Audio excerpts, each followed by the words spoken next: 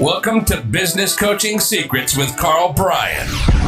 If you want to attract new high-end coaching clients, fill live events, and build a wildly profitable coaching practice where business owners pay, stay, and refer, you've come to the right place.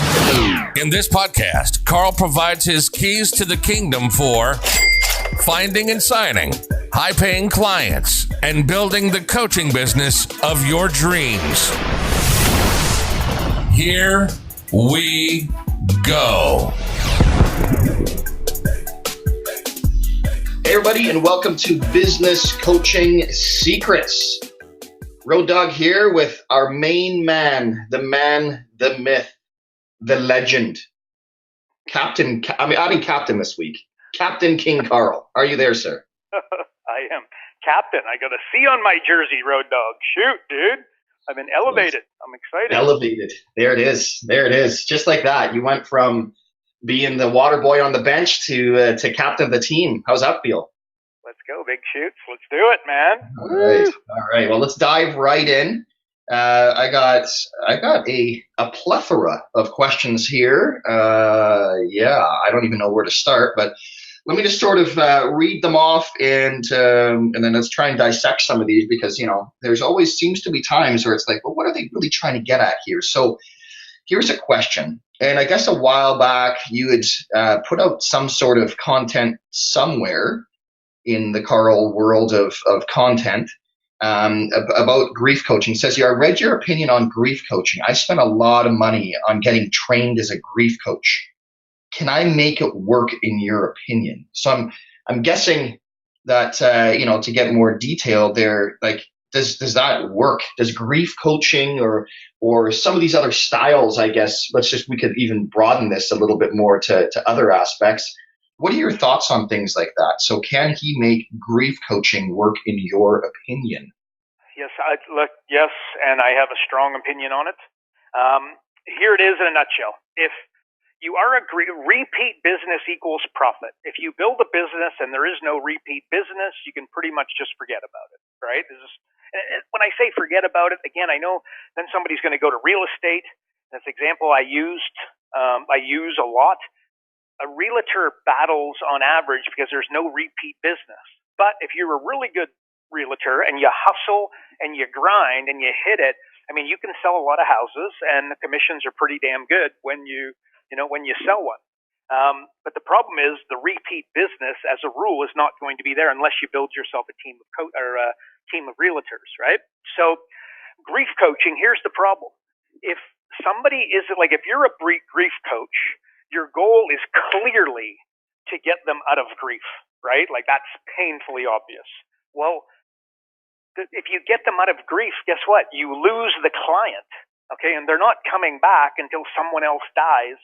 And quite frankly, you've armed them with the tools so that next time somebody passes away, quite frankly, they're probably going to be, armed with a lot of those tools. I don't think they're going to be calling you for a second gig. And then the better you get at it, presumably the quicker you would get them out of grief. So that means the quicker you lose your client, right? So as a business model, and I have kind of a little bit of a sick obsession with business models, just something, some people like, porn and dirty magazines and whatever they love, right? Baseball, soccer. I love business models, right? Well, that is a business model that just doesn't work unless you're going to build a school to teach people how to become grief coaches. Now, this is somebody who could do okay, but at the same time, unfortunately, you're building a model where your clients probably aren't going to do that well. So is a grief coaching business, to turn other people into grief coaches going to work? And the answer is not really, right? It's not much different than a career coach, okay? You find me the career, you get me the promotion, you lose the client, and they're probably not going to come back, okay? Because you're arming them with tools, so they're not going to need it in 3 years. And then the better you get at it, the quicker you're able to do it, and presumably this is the goal, well, then the quicker you lose your client. Like, again, it's a business model that's broken. So, yeah, but then someone else will say, asking this question, obviously they love grief coaching, spent a lot of money on it, can it work? And and the answer is you can make anything work, right? That's the short answer. End of story. Much like the guy doing real estate. So you could be a killer grief coach, but the reality is when you build a business, you want to build value, and value is ultimately what you can sell. Okay, so a grief coach is not going to build something up that they're going to be able to sell. Look at it this way. I would imagine that this is somebody who's gone through a tumultuous time where they had some grief in their own world, lost some loved ones, and they want to be able to help others get through it, right? So that's like, I really love it, so that's what I want to do. Here's an expression that I think might help you, and quite frankly, pass this on to your clients as well. Don't, like, you do what you love. You got to love what you do, not do what you love. Okay, you follow? Like, it's loving what you, like, doing what you love, because I really love the idea of helping people get out of grief coaching. That's me going into my passion. Normally ends very, very poorly, and in other words, unprofitably. Love what you do. Fall in love with the process. Fall in love with the marketing. Fall in love with training your staff. Fall in love with building a big company. Fall in love with the results that your company puts out there and the positive impact that they're having on the town, the city, the state, the country, the province, what have you. Right? Like, fall in love with that. So that's what that's what I'd say to that, Road Dog. Again, I'd love to give better news, but the reality is grief coaching is just, it could be a fun vocation. Again, if you've got a rich husband or a rich wife, okay, or family money, and you just want to help folks, awesome. High five. I commend you. It's amazing. But, if this is an undertaking where you're trying to make a lot of money and make ends meet, and this is how you're going to contribute to the family, and the family needs your contribution, I would be looking long and hard about this. I think you're going to battle. In fact, and even I could describe it another way. This is what you're going to see with your clients more often, okay? Where they have a business model, or I'll say a pricing model that doesn't work, okay? Like in my own world, we've got a coach. He's gone and he's bought a franchise, okay? And the nuts and bolts of it is it's low end, so it's $190 roughly. I don't know exact math, right? But it's $197 a month for this service offering, right? Which is basically, think of kind of networking, right? But it's a spin on it, but it's basically networking. And by the way, the target market, they want established businesses, which is important to the business model. So they're going after businesses that are 5 years old, right? Okay, if ever there was a business model that has no chance of working, it's this one. Because if you think about it, and by the way, and the goal isn't just to build up one big group. The goal is to scale, right? And like build other groups where somebody is then going to step in and manage those groups. Okay, so think of, if you guys understand BNI, we're talking about building something similar to BNI. Well, here's where it breaks down. If there's a franchisor, okay, and then there's the franchisee, and then there's the guy who's going to represent the franchisee, as in be in charge of these individual groups. That basically means that you've got three layers, right? Franchisor, franchisee, and then the person servicing the group. Well, take $200, cut it up 3 times, and let me know how you're doing, okay? That means that basically that there's just not enough margin to have 3 people, and that's 3 families, provide for themselves. It's almost categorically impossible. And you'll see that. So I'm describing a pricing model like $200. And then, well, of course, you need to have some higher end, like let's say there's $10,000 and $20,000 coaching. Okay, that could be built into it. But do understand that $10,000 to $20,000 coaching, it's important. Like there's a 1-to-1 relationship there. So again, you're not really building up the value. Okay, so you need to have the $10,000 units to make this model work. End of story. But as I understand it, the $10,000 unit is not built into the model. The model is the $200, and then the franchisee or the representative of the franchisee would get creative to sell the $10,000 to $20,000 units, right? So, but it's not part of the business model, which is absolutely, it's critical. So, therefore, the pricing model is not going to work. Another example that I would give you along the same vein, and again, I'm talking to you as in talking to your clients, having a look at their pricing model and asking the question, does this thing have a chance of working? So I would be out there, hockey, I used to own a hockey rink and a retail shop and, basically a sports stadium, right? So part of what we would do is we would sell hockey gear within our four walls, right? Well, there would always be a competitor, not a competitor, but somebody roll up and they would be like, oh, I've got this new line of sticks. They're so amazing. They're unbelievable. Everybody's got to use them. Well, what they would do is, let's say that our sticks were selling for $200 at full retail. Well, this guy would come in with the grandiose and unbelievable idea that he was going to sell his $200 sticks for $119. Okay. Well, as soon as he establishes the retail price at $119, that again, if you understand the proper structure, you've got the manufacturer, you've got the wholesaler, then you've got the retailer. There's three people that need to make margin on it. By taking the stick down to $119, he's basically creating a model where he couldn't have a wholesaler take it on because there's not going to be enough margin for the wholesaler and then the retailer as well, right? Because these sticks have to be made. So another would see it all the time, and I would be like, are you crazy? You've got to maintain the price. Like, price is your marketing, right? Like, Porsche understand that, Rolls-Royce understand that, Louis Vuitton understand that. Like, if you go in, if you are the higher priced model, you're perceived to be better, and if you're the lower priced model, you're perceived to be inferior. It's that simple, right? Hyundai is just an inferior car to Porsche. I could ask 100 people, blind test, and every one of them would say that Porsche is superior, and they wouldn't need to get into the car, right? And if they did, they would also agree that it is significantly superior, right? But you follow, the bottom line is that the pricing model needs to work, okay? So, and then the business model also. So grief coaching doesn't really work. Also, if you have a unit of sale of, say, $200 a month, in order to scale that business, if you got more than one person cutting up the pie, the $200, you're going to battle mightily to ever make it work. Because, and B2B and Road Dog, I'm kind of going on here, but this is also important. If you sell B2B, understand this.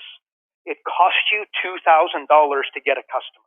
So if you're a business coach, it costs you $2,000 to get the customer. So you've got to find a way to at least get $4,000 out of your client, or you probably don't have the margins that you need to survive in the B2B space. Okay, and it doesn't need to be hard. It's your time, it's your energy, it's your focus. There's definitely going to be some lead gen. There's going to be some car time. There's going to be some networking time, what have you. It costs you $2,000 to get a client, so you got to make sure that you understand that when you're charging your clients and you're doing your math. If you're not pulling $4,000 out of a client, you're probably going backwards. So that's what I would say to our lovely gal or beautiful guy thinking about grief coaching. I think it's going to be a battle, and I don't know that it's going to end up working. Unless you specialize and you become a grief coach for Toronto Maple Leaf fans. Yes, okay. That is, or the New York Jets, or a few other sporting teams, I could say. But yes, also very recurring. Very recurring, very much a lot of grief year after year. This is something I didn't. Damn, Road Dog. I love it, dude. You could be onto something. Yeah, right. Franchises, sporting franchises with there it is. Battling there fans. Is. Shoot, there you go. You did mention in there too, though, like the cost of client acquisition. I always find it interesting when people don't pay out referral fees or anything like that, or they're just too cheap with it, right? Like, I don't think people truly appreciate the value of their own clients and customers. And, it's like I always say, like, man, if I was in real estate, I would be going to, my hairdresser and saying, hey, by the way, if you know of anyone, if I close somebody, I'll pay you $1,000. Like, are you kidding me? Like, that's a lot of money in that person's world. And it's going to save me a lot of money on marketing and advertising as well. So I just find that absolutely fascinating. Again, I would ask everybody listening, okay, how many business coaches do you know that have a hairdresser on the hook as an affiliate for your business coaching, right? And I can tell you that, again, like, that is an example of a contrarian or very, business coaches are not going to the gal cutting hair or the guy cutting hair and asking them to send them clients. And they have a captive audience for about 45 minutes. They absolutely cut the hair of a lot of entrepreneurs. Could be don't expect this person to build your coaching practice, but if you had 10 outside the box relationships like that, not a bad idea. not a bad idea. All right, next one. I love this question, by the way. I can't wait to hear this one. I think this should be like a weekly question. What is one thing you learned last week that made an impact on your life? Oh, okay. This is going to be good where I knew the questions are going to be coming prior to hearing them. But we don't do that because we like it to be spontaneous. What would I say? Actually, you know what? Actually, this week, and I don't know that every week I can give this good of an answer, but this week, so I read, actually, this is from Joe Polish, and I don't remember where I saw it. It might have been an email, might have been a Facebook post, what have you. But he said, basically, you are your own racehorse, and your own $1 million racehorse. And if you had $1 million racehorse, would you feed it Big Macs? Would you lay it in front of a TV and watch, have your $1 million racehorse watch TV for 2 hours at a time, et cetera? No doubt you guys get where I'm going with that.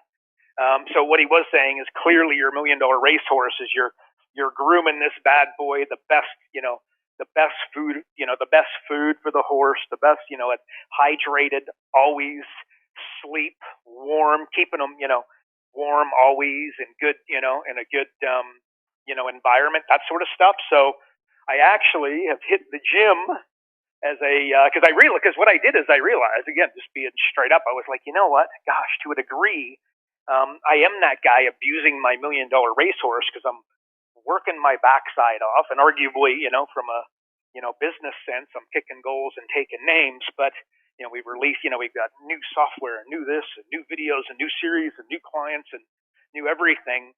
But really, am I looking after myself? And to be honest with you, I'm killing myself writing these emails, and I'm staying up until all hours of the night.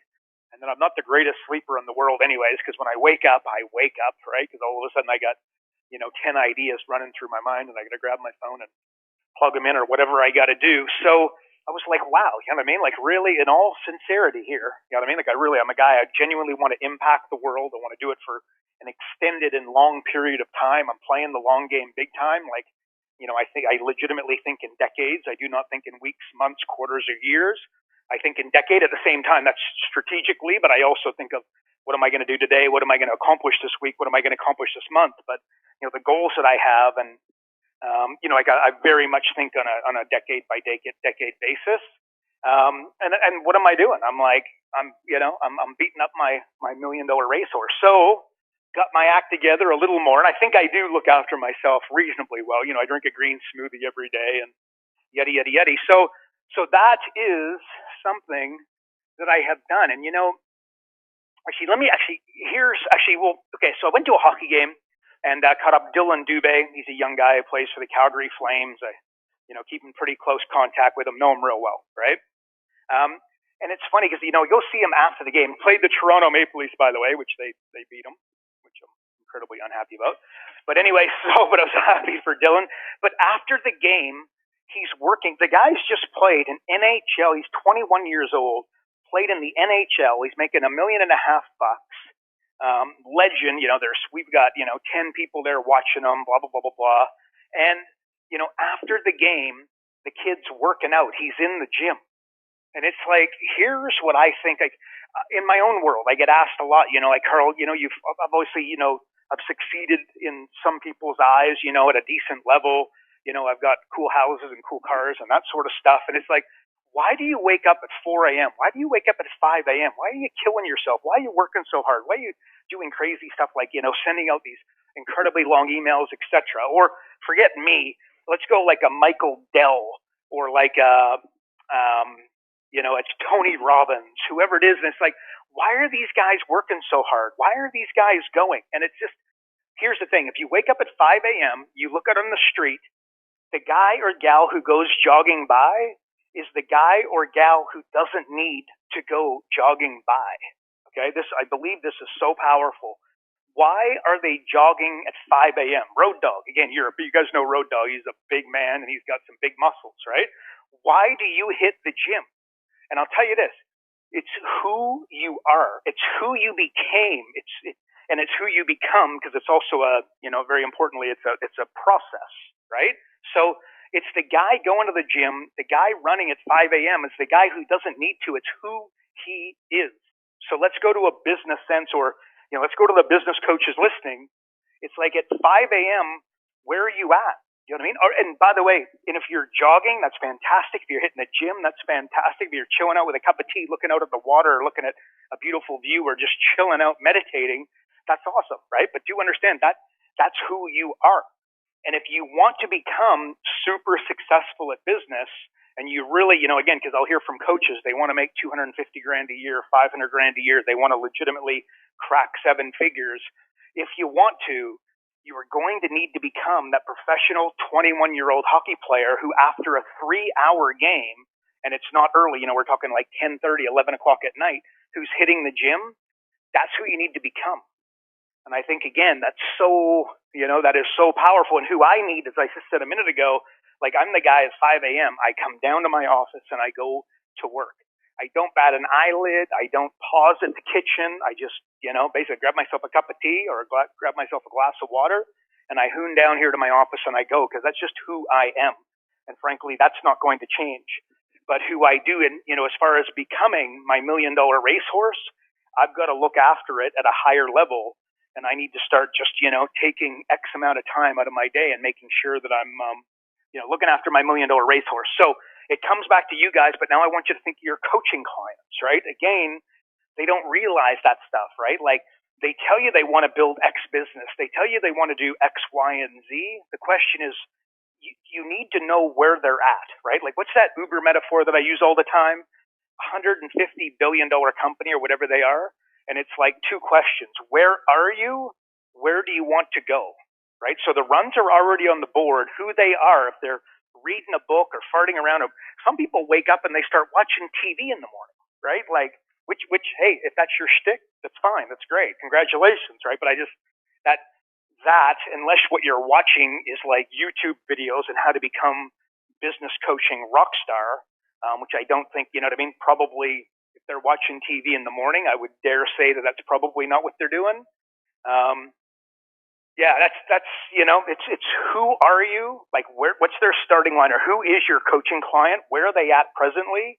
And then who do they want to become? And they've got to build up the discipline of starting to do that stuff. But the runs are on the board, and again, just watch them at 5 a.m. Watch them in the first hour of their day, and you'll probably have a really good understanding as to who they are as a person. So but I think that's a super cool question, Road Dog, and I would agree that's thumbs up on steroids. But the number one thing that I have learned this week, and I have put it into motion, is looking after my $1 million racehorse, and I suggest everybody do the same.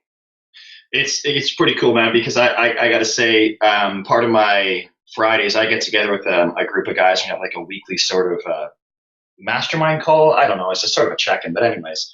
And we were talking about improvement and stuff too. And it was all about, there's a difference between a sales guy, a salesperson, and a sales professional, right? Like it's that you're talking about that constant improvement. As my coach always says, you should be looking back at the version of you today, right? A year from now, and be slightly embarrassed. Right? Like you should. Okay. Yeah. I like it. Right. Well, it's just like anything. You take that to business coaching. Like, how far have you moved a business forward in 12 months? That business owner should look back and go, man, I cannot believe I used to do things that way. Right. So that's my take. But yeah, always be striving to be slightly embarrassed to the person that you were a year ago. But all right. Speaking of embarrassing, let's get back to this. All right. Next question. This is good too. I got some good ones here this week. Can you give me a practical application of 80-20 when you're coaching a business owner? Kind of broad, but I want to see where you take that. So an 80-20 application when you're coaching a business owner.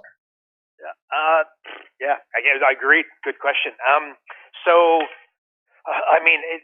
The beauty is that I can definitely do this because it's everything, right? So I sit down, Road Dog, you're my coaching client. The first thing I do is I look at your revenues and I go, okay, actually, rather than go to revenues, what you do is get a list of clients first. Okay. So let's say they've got 56 clients and it's like, boom. Okay, cool.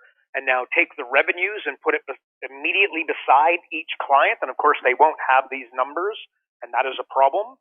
You got to help them with where to get these numbers, and they got to sit down with their bookkeeper. They got to sit down. This is going to be working on their business versus in their business. And then basically what you were doing is we're looking for the 20% of clients that bring in 80% of the revenue. Okay. And now once we do that, we got to ask the question, okay, so what do we do here? Because sometimes what will happen, you guys probably heard me talk at different times about concentration risk. Because what if we do those numbers and we find that one or two clients represent 80% of the client's revenues? Okay, this is a little bit of a problem. Okay, first of all, you're not building value. Nobody's going to buy a business that if we lose one client, we lose 40% of revenues. Okay, that's a stupid thing to do. Or we might, but you're not going to get the value for it. You're going to get a lowball offer big time if you're dealing with anybody who knows what the hell they're doing, right? But in a perfect world, here's what we're going to find: is that we're going to find, 15 of the 56 clients are representing, 80, 80% of the revenues. So now the question is, okay, what products and services can we also offer these folks to get them to spend more, right? And again, think, premium level services that we can take to them. Okay, so you do that. In the other example where we've got one or two clients that are dominating, that's not the initial, that's not where I would go immediately, right? Because where I'd go is like, okay, what's the next, if that's like the 2% represent a huge percentage, let's go find that other 18% and let's go to those folks and increase their expenditure so we don't have this concentration risk. But that's an example of literally what I would do. And I can tell you that your clients, this will be Chinese arithmetic to them, okay, because they've never taken the time to work that out. The first thing I would do is work out the 20% of the clients that spend the 80% and send them a damn thank you, like an email, a card, certainly a Christmas card at, Christmas. So that is an example. I would also look at the lead generation, once again, which they haven't done, but let's find what the 20% of the marketing activities that we do that bring 80% of the clients. And sometimes what you'll find here is that one marketing medium might not represent 80% of the clients, but it'll represent a huge portion of the revenue. In other words, when they advertise in a specific medium, let's just go their Facebook ads, bring in a higher level of client, and then those guys tend to spend a little bit more. This is also something that we want to be measuring, okay? In fact, I want to press pause on this whole thought and give you something really important. The most leverageable thing that your client has, there's two things. It's what I call TTT, time to think, okay? Your business owner has never taken time during the week on average and took 1 hour to shut everything down, throw the computer in the other room, or turn off the internet, throw the phone in the other room, total silence. You take a pee before you start, okay? And now you start, like, all you do is think, okay? So what you do is you put a question at the top of the page. This should be done with a pen and paper, not with a computer, in my opinion. You do it however the hell you want, but you'll get a better result with a pen and paper. And all you do is you ask yourself a question. How can I create, like if I was a business coach, how can I create and sell a $25,000 coaching program? Okay, or they already have a $25,000 coaching program, then the question could be, how do I create a $50,000 coaching program?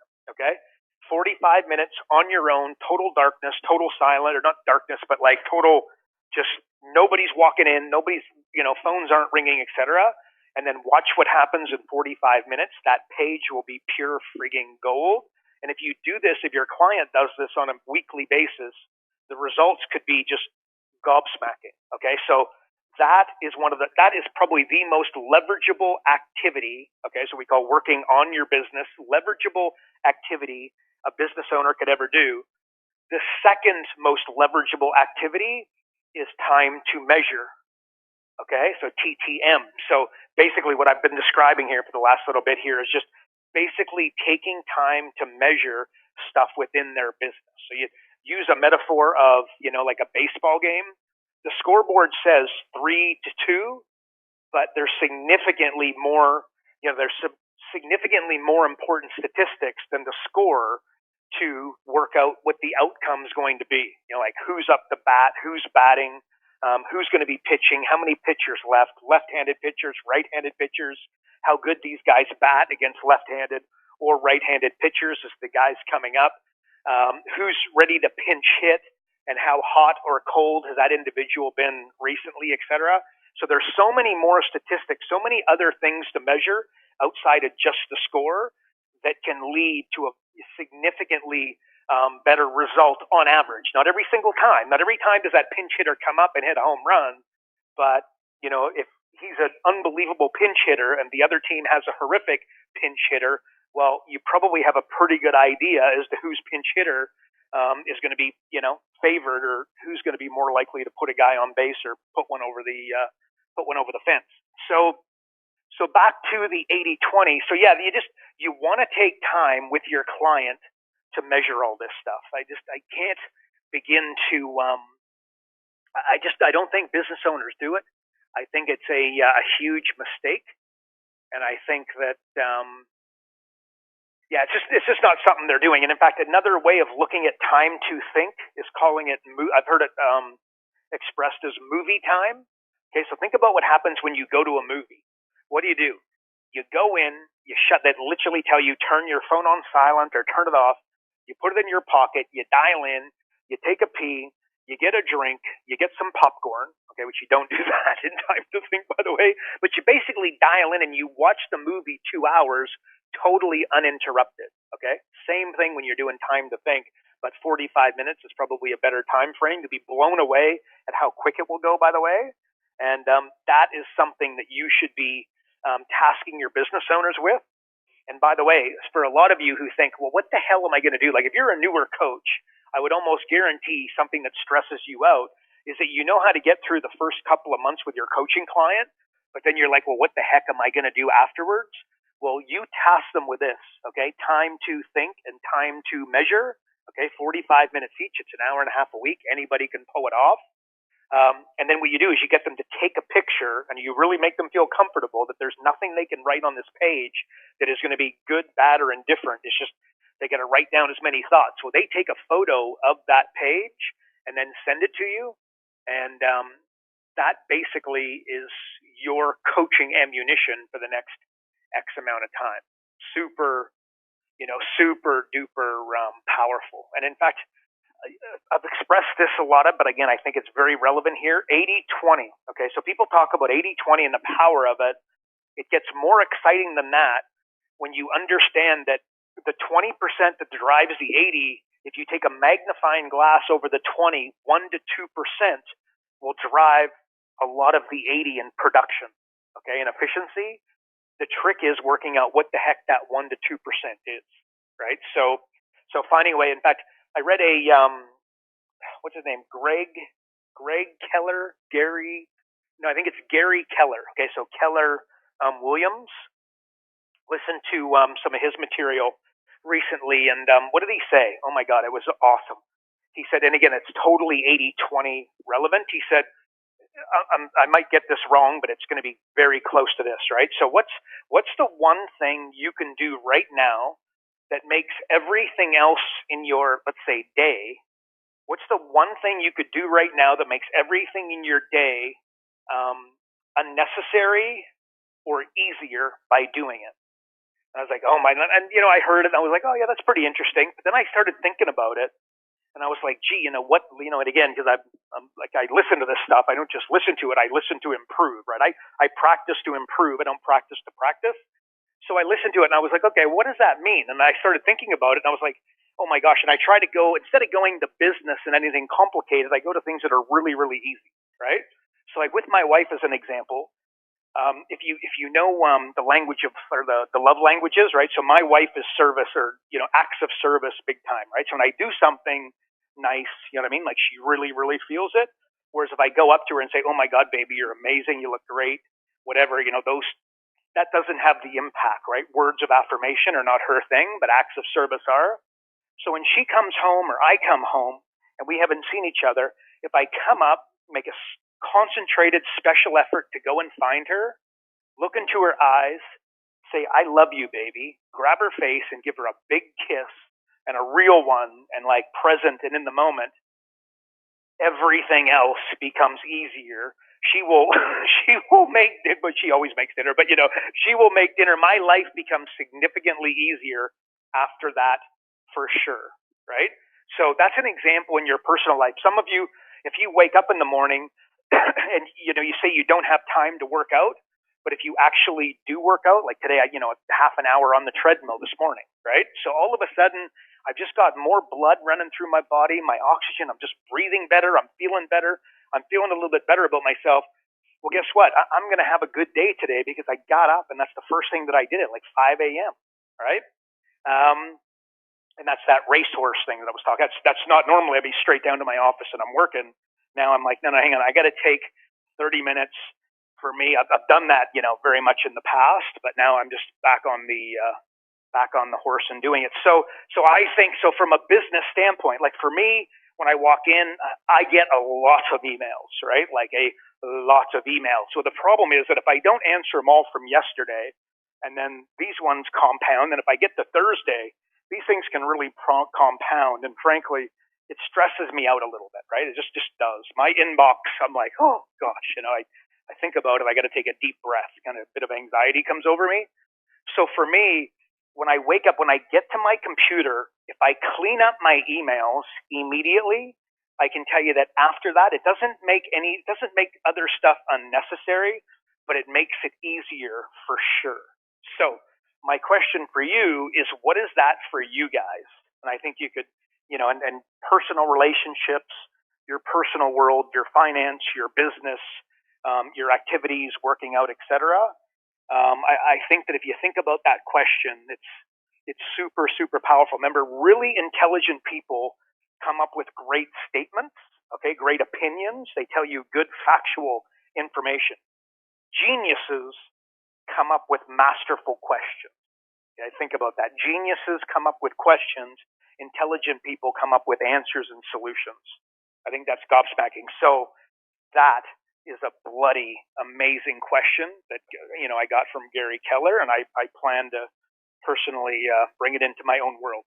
So that's what I'd say to our friend on 80/20, Road Dog. What do you think? That makes sense? Anything you it makes complete sense. Just a follow up on that though, when you're saying the total time to think, I love that, by the way, because typically when I think the average bear would take a look at, again, when I'm probably a little bit off on this too, but when I think total time to think, I think of planning. And I think of, well, when do most people do that? They typically do that at the end of the year. It's like that, hey, what's my next year's sort of targets and goals, or on a quarterly basis. How often would you recommend somebody does this TTT? Every day would be fantastic, probably unrealistic. Let's go once a week as a framework. So that would be 40, but that's an hour and a half, time to think and time to measure. Two completely different undertakings, right? Don't do one after the other, because believe me, you should be exhausted after doing 45 minutes of working through that question. And then halfway through, you might come up with a different question. There's no direct roadmap. I'm just telling you, shutting everything off, thinking with a pad and paper, and without the question, the power will be lost. Okay. Part of the trick and the magic is, I've got significantly, I used to ask them, like, you talk Road Dog about like looking back, right? Like some of the questions I used to ask, I'm like, oh, what a clown, right? Like, how could I be so stupid to think that I'm going to take 45 minutes and allocate it to that particular question? You know what I mean? Now I'm significantly better at drilling down, like, just think of a niche, right? Like the finer and tighter, that you get with it, normally the better it is. It's a little bit like that question, but you'll improve over time. But you should be exhausted afterwards. So this should be like, a Monday and a Tuesday, a Monday and a Wednesday activity, not 45 minutes and then 45 minutes. I think that's going to be too much. Got it. Nice. Okay, so we're going to go, I'm looking at the time. We'll do one more, and I'm maybe. And I want to ask this one because, again, somebody emailed in asking about just a better way of explaining gross and net income. And the only reason, because I know we've covered this, and I swear it's like we beat this dead horse like so many times. But as you're continuing your journey and your study of accounting and numbers and all that, have you sort of evolved in the thinking? Like, would you answer that different? Speaking again of getting better, how would you answer that now versus maybe how you would have? Like, if it is, what's a good way that I can explain gross and net? Gross net profit. Yep. Okay. Um, Once again, good question. I like the thought that people are starting to go a little bit more financials and getting a little bit more what's the word? I don't know, tangible is the right word, but just drilling right in on clients' numbers. Okay, so gross profit, net profit, real simple, real simple. Okay, gross profit is revenues, sales minus cost of goods sold. Okay, so if I own a bar, okay, and if I own a bar, my revenues are X, and then the cost of the drinks that I prepare go directly into cost of goods sold, and there it is. Or my daughter has a hot chocolate stand. Okay, well the cocoa, the marshmallows, and the water, okay, would be the immediate ingredients. So that's cost of goods sold. So that gives you my gross profit. Okay. And now we go one further. Okay, so you're looking at an income statement or a profit loss. Now you're going down. That's going to be very close to the top, bang, and then you continue down.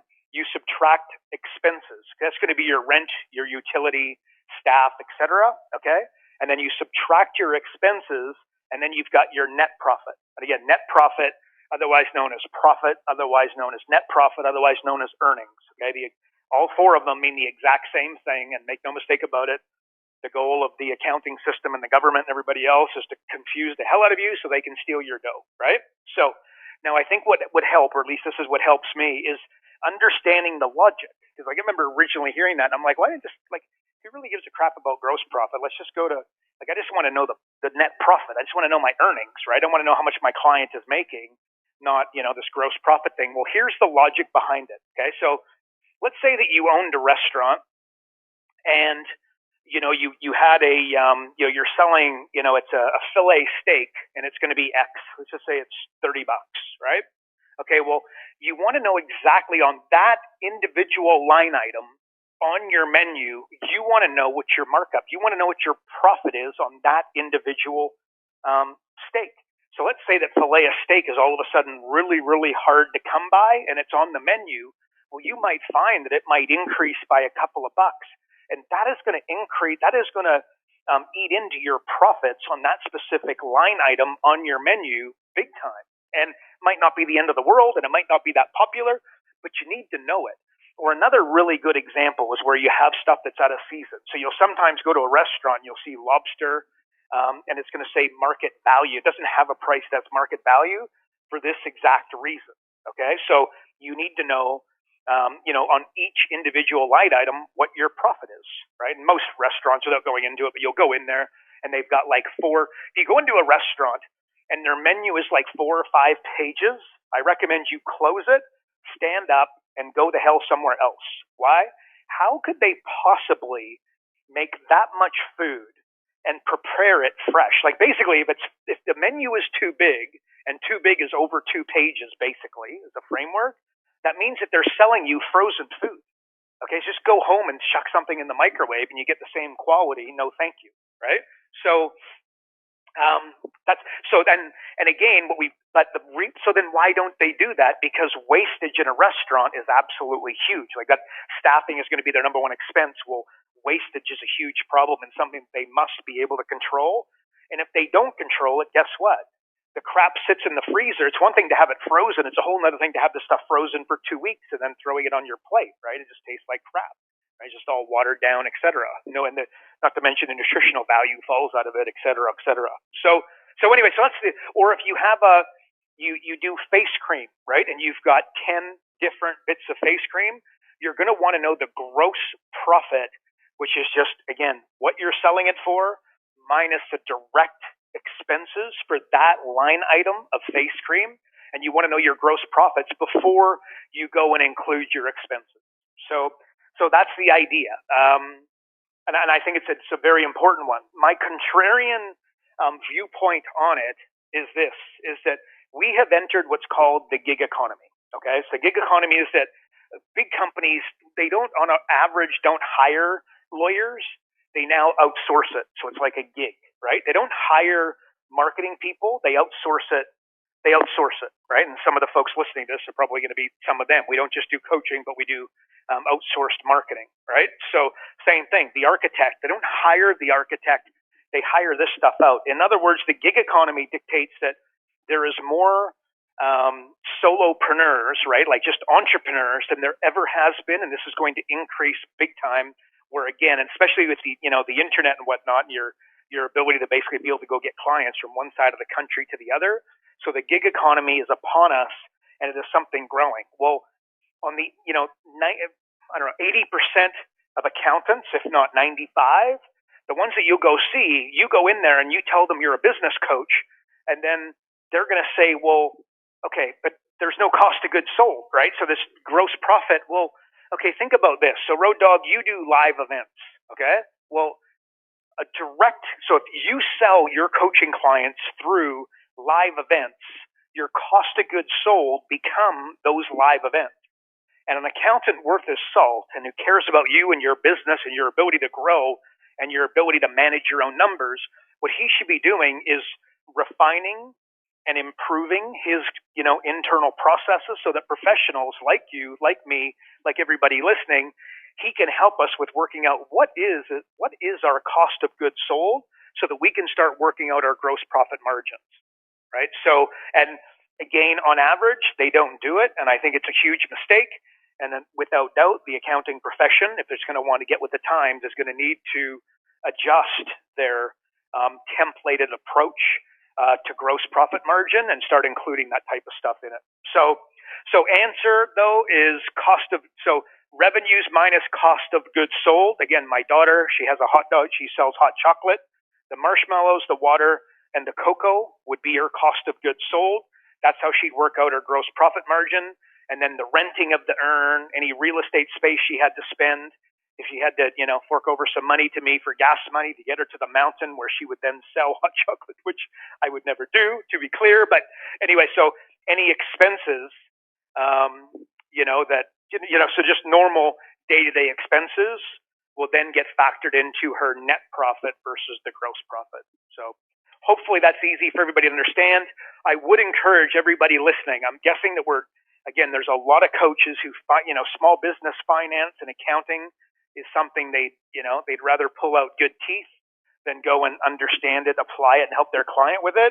I can just tell you guys that it is a way for you to sit down with a business owner and just look at a financial statement, which is not, and I'm preparing some training, which I'll be helping with you with this in the future for sure. I hope I already have through some of the material that you've seen out there, but I'm going to continue to do this. But you can sit down with a business owner, look at something as exciting as a profit loss or an income statement, which is so easy to read. I promise you, you could basically prepare one. You could just go to somebody's bank account and you could prepare an income statement for them. I mean, it's not going to be 100% accurate, but it's going to be damn close and so easy to do. But you could find your fees so easily. It could be crazy. So anyways, buddy, that's how I'd explain gross profit, net profit, and I hope that folks listening will give small business finance a little bit more attention than maybe what they have to date, because I think it's really important, and the magic for your clients is absolutely there.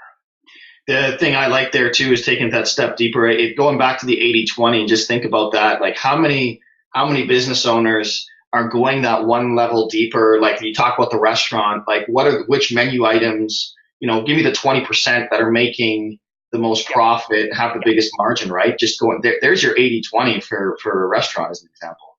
Yeah, 100%. And but this is time to measure. This takes effort. This takes concentration. Remember the business owner. Remember, there's only a bad student. There's never there's only a bad teacher, not a bad student, right? So you got it. The better you understand it, and the better you can explain it to them. Like another example that I love, that is all psychology, but the impact is crazy. Is that okay? So if your client has, let's say they have 50% gross profit margin, And then I want you to picture, so you're picturing an income statement. Okay, you don't need to know what one looks like. This is so basic, it's scary. Okay, so left to right are trends. Okay, and by the way, you need to have comparables. So you never look at an income statement without, like if you showed me an income statement, I've got to see last month's and the month before. Okay, so now, or last quarter and the quarter before, or last year and the year before. Okay, so I don't look at financial statements without comparables because they're useless without a comparable. And your accountant, without asking them, will not provide comparables, right? Again, this is where a little bit, that's just crazy, right?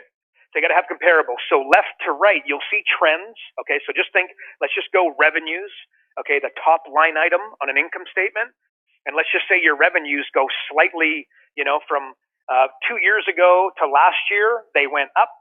And then from last year to this year, they went up, but on a slightly higher trajectory. Okay, so if you just kind of picture it, the trend from left to right on the three comparables, the three income statements would have a trajectory going up. It's not a hockey stick, right? Like as in a strong trajectory. It's just a steady incline, which is good, right? This represents a strong business that is improving revenues year over year, right? Or presumably, there's significantly more important line items to read than just that one, right? But now we go top to bottom. So left to right is trends, okay? Top to bottom are relationships. So the relationship between sales and gross profit, what is it? So let's say it's 50%. That's the relationship. What is the industry standard, right? So is that high? Is that low? Okay, that's important to know, but you're going top to bottom, right? And then what's the relationship between gross profit and then net profit? Okay, and let's assume that it's 50, their margins are 50% gross profit, and then net profit is 20. Okay, real simple. So their expenses represent 30%, right? So here's the magic: is that when we understand, so they're let's see that their break even, they do $1 million, and then we work out that break even is 600 grand. And by the way, they won't know that number, and their accountant won't provide it for them crazily, right? So $600,000. The magic is that every dollar above 600 grand, okay, so the last 400, because they did $1 million of revenue, the last 400, the guy's operating at 50% margin. On the first 600, he's operating on 20% margin. So if you've ever heard a business owner say, geez, I just don't feel like I can get anywhere. Well, okay, the reason is that and you guys probably heard me say this before, and I've certainly sent it out in multiple emails, but one of the wonders of the world, right? The 7 wonders of the world, you got the Colosseum, the Great Wall of China, the Taj Mahal, etc. Well, right beside it is the 8th, is that business owners' expenses will meet their revenues, okay? And I know that some of you are chuckling right now as you hear me say that, because it's happening to you, it's happening to your clients. This is just human nature, okay? Well, it is, but this is where a good coach can come in and absolutely murder it with a client and have them for years. Once they understand that it's 600 grand and most of them are trying to get there, by the way. They're trying to get to that break even. They're not much above it.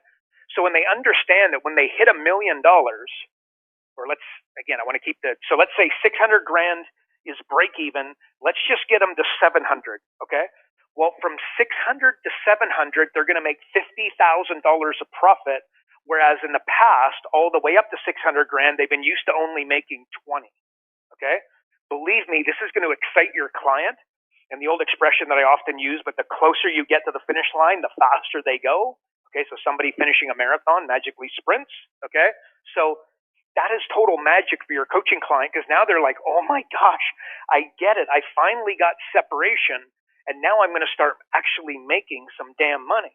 But what they've got to do is they've got to control their expenses. And I don't need to meet them to know that, again, controlling their expenses, the importance of that is up there with returning the library book or, taking the movies back to Blockbuster back in the day, which nobody ever did, and you just paid the late fees, right? Well, that's just crazy.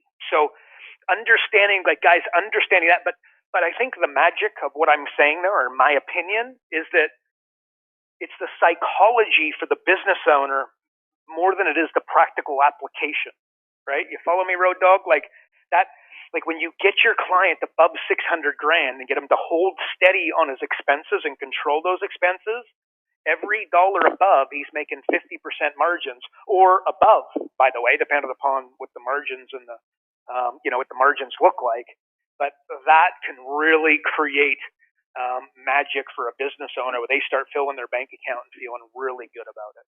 So I think that's something everybody should take away and should be imparting that knowledge, which there's no rocket science there, right? Like, this is nothing. You don't need to be able to create financial statements in order to, impress that upon your coaching client. And by the way, when you sit down, when you get your coaching client and you get them to go into the accountant with you, and you go to the accountant with them, believe me, when you start talking like this, the accountant is going to be so excited, like, finally somebody that gets it, right? This is awesome.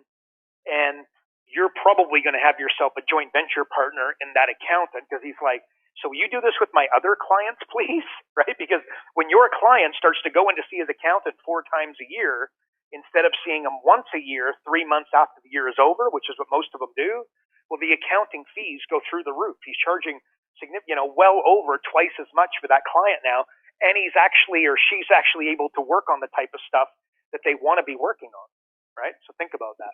So anywho, that's what I'd say. But gross profit, net profit, that's the difference, and I think it's important to understand that. Love it. Love it. It's we could go on to another tangent there too, because I maybe we'll get into this on kind of the next one, but just in terms of, because I hear a lot of, well, what's the coaching cycle and everything else, just like numbers, everything repeats. And as your business grows, you're going to have to review the numbers and other factors come in and all that. I think that could be a good topic for the next show. I'll write that down, because you probably have no idea and no one has a clue what I'm talking about. It makes sense in my screwed up little brain right now. But there you go. Any final words?